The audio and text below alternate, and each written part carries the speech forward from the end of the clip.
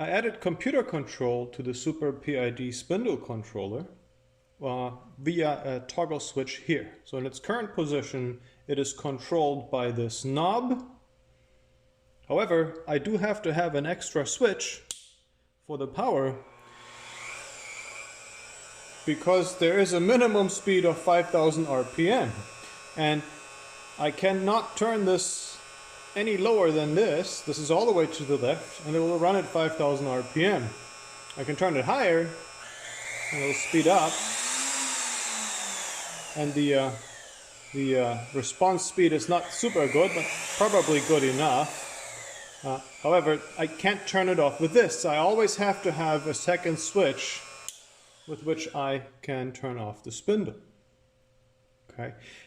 The same is true with the computer control. Now there is an extra pin here, which is the enable pin, and with it you can turn on and off the spindle.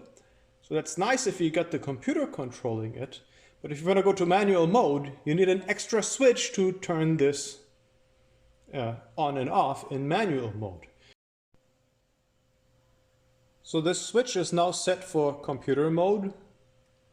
I have the spindle turned off on the computer.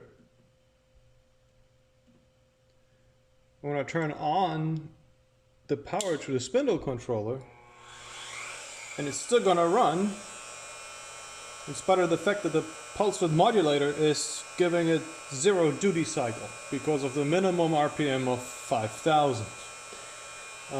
I can't turn on the spindle though.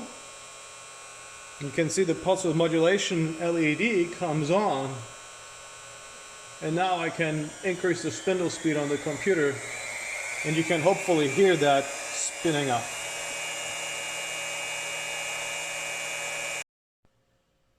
So instead of connecting this as suggested, what I did is I used a double throw switch so that I can switch into manual mode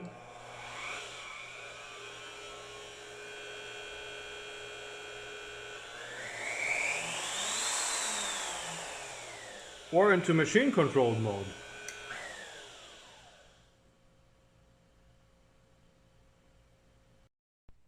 I also had a request to try out an adaptive toolpath on that stainless steel block, so I did that as well.